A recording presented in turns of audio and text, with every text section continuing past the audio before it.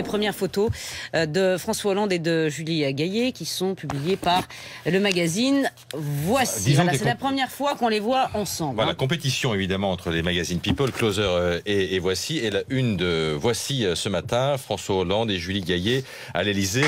Voici Françoise, spécialiste des antennes de flanc. Combien de temps vous êtes en Australie?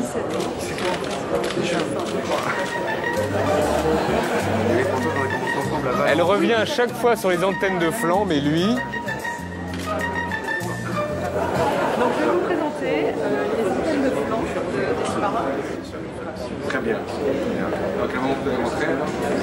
Jacques Chirac, François Hollande, Alain Juppé, l'image est rare. Regardez l'ancien président qui est arrivé au musée du Quai Branly.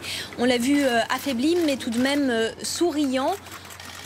Entouré donc par François Hollande, son ami de Corrèze, et puis il y a aussi Alain Juppé. Bernadette Chirac, ignorant ouvertement le troisième homme de cette matinée, Alain Juppé, candidat à la primaire UMP. C'est vrai qu'elle soutient Nicolas Sarkozy quand son mari lui préfère le maire de Bordeaux. Le meilleur d'entre nous, avait dit Jacques Chirac autrefois. J'ai reçu moi-même tous les protagonistes qui avaient cessé de se parler. Ils se sont enfin reparlés, donc je crois que c'est comme ça aussi qu'on peut faire évoluer les choses. C'est la biodiversité. Mais oui, elle me suit. Hôpital de Cali mardi matin, une fille de 11 ans inconsciente arrive aux urgences portée par son père. Elle est admise en salle d'opération. Son père, en débardeur gris, ne s'attarde pas et quitte l'hôpital. Dans l'estomac de la jeune fille, les médecins découvrent 104 capsules de cocaïne. Ce sont les taches noires ici à gauche sur la radio de l'enfant. États-Unis, après les librairies café, un homme vient d'inventer l'armurerie café.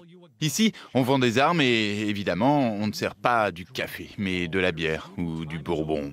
Mais le concepteur va plus loin encore dans l'innovation. On présente les armes comme dans un Apple Store, dit-il. Et même les enfants, accompagnés bien sûr, peuvent les prendre en main et éprouver cette sensation. La tempête a déjà fait 10 morts au nord-est des États-Unis et ces images filmées par un drone montrent bien l'épaisseur de la neige qui recouvre les routes, les arbres et les maisons, plus de 1,80 m par endroit.